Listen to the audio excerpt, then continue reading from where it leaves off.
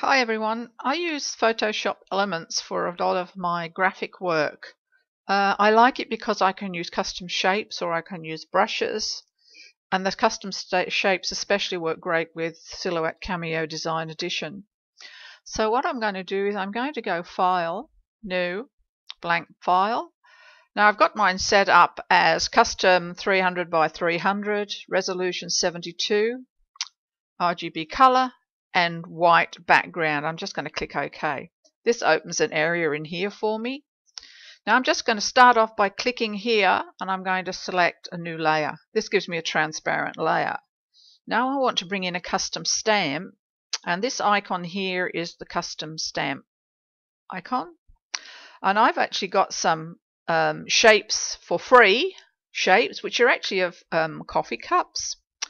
So I'm just going to bring in, for argument's sake, this one. And by holding my cursor in the middle of the screen and just dragging it, there's my coffee cup. Now I've set the color there just at a brown color. You can set it whatever you like. All you need to do is just click on this and pick a color, and you'll be fine. Okay, now having done that, I'm going to go File, Save As. I want to save it as a PNG file. Now you can see I've already saved it as Coffee Cup 1. Hard to say.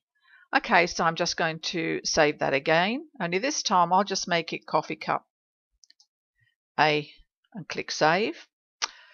PNG options, none. I just click OK. And I'm just going to minimize this window back down, and I'm actually going to open my Silouette Cameo program.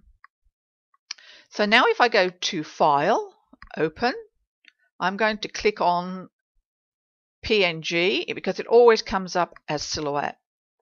Click on the coffee cup and click OK, and now you can see the coffee cup is in my window. It looks really clear, not a problem with it. So now I'm going to trace it. So I go up to the top here, select Trace Area, just draw a square around it, turn off my high pass filter, and then bring that up to 100% and just click Trace. Move it to the side and delete it. Now you have your traced image. Now you can see if you're looking closely, that's got a really bumpy edge around it. So first of all, I'm going to zoom back out again. I'm going to select this. Whoa, didn't mean to go that far out. Okay, I'm going to select it, and I'm going to right click in that square and release compound path. That means that each one of these now is a separate piece. So what I'm going to do is I'm just going to color these. I'll make this a nice light smoky grey color. That can be a darker color for the cup and the saucer. Make that a lighter color, it's easier to see. Now you can see that because I released path, I've actually released the handle in there as well. So I'm going to select that again, go up to the top here and just hit subtract. That gives me the handle back again. So first of all, I'm going to work on the smoke. Selected it. I'm going to now go and click on the edit points. Now if we zoom in, you can see that there are a lot of points in this. And we don't want those. That's what's causing all this bumpy edge. But we can simplify. Each time you hit the simplify button, it does literally simplify it. So bring it down to the least number of points that doesn't deform the shape. Now I'll do the cup next. Again, you can see all those bumpy edges. We don't want those, so I'm going to simplify this again. Point edit. I'm just going to keep simplifying it until I get it roughly how I want it. That looks pretty good. Move on to the saucer.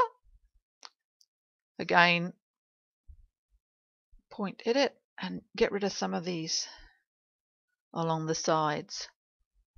Now you can manually, if you want, delete these. You just, when that little crosshair comes in, you just hit delete point and that will delete it.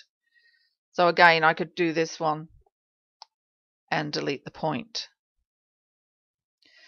One of the other things that you can do is you can actually change this. Now, if you wanted to change this and you could drag these to change the type of saucer that you've got, it's fine, but trying to get the other side to look exactly the same is quite difficult.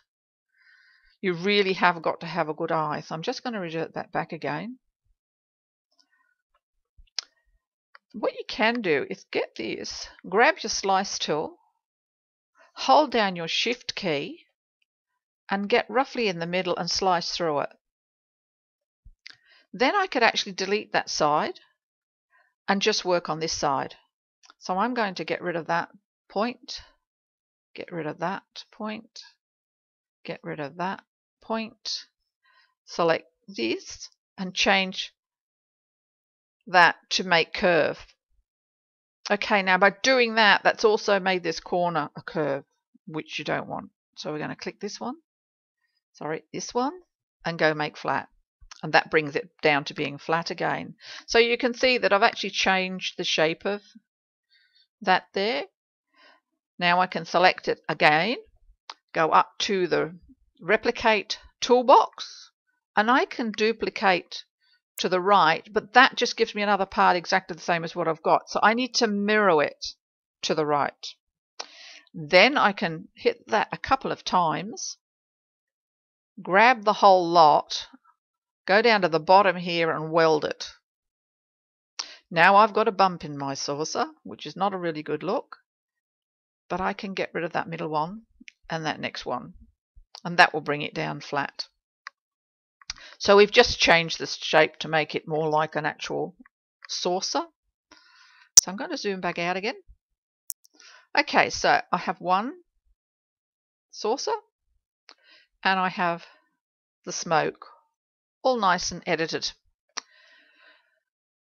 Objects group. Now I can save these. So I'm going to save this one. I'm going to go File, Save As, and Coffee Cup 1A, and click OK. Then I'm going to go File, Import to my library, select Coffee Cup 1A Studio, click OK.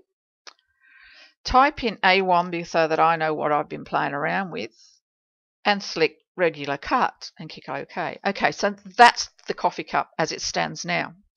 One of the other things that I can do is select it all again, select the offset menu, change that down to 0.1 or closer if you want it, and apply. Now you can see that I've actually got an outline around my coffee cup, but I'm not a fan of this area in here, so I'm just going to go in here and select that point edit, and by just clicking on that I can delete that till it's not such a severe piece in here. The same as this area here, I don't want that, so I just wanted the whole outside, so I'm just going to get rid of that. So there we have the outside of that. While that's still selected, I'm going to zoom out. Now I'm going to select everything and see what's cutting. As you can see, everything's cutting. So I'm going to go no cut. That's made everything the no cut. Click just outside the offset and click cut. Now it's only going to print and then cut the outside edge. So now I can go back in, File, Save As, Coffee Cup 1A. Now I'll put a PC after it, and I know that it's a print and cut file. If that's too big, which it probably would be, you just go up here and resize it to whatever you want. But make sure if you're going to resize it, you group it first so that everything resizes. And again, I'm going to go File, Import to my library. This is the Coffee Cup 1A PC. I'll select that one. OK. Again, I'll type in A1. And this time, print and cut, and click OK. So now I have two coffee cups, one with a sides that are straight and the other one with the sides that are curved, but I also have a coffee cup that I can use as a print and cut or just as a straight cut file. So I hope you've enjoyed this quick lesson. If you've got any questions, just email me. And my email address is A1, which is AYEONE 2012 @gmail.com. Thanks for watching.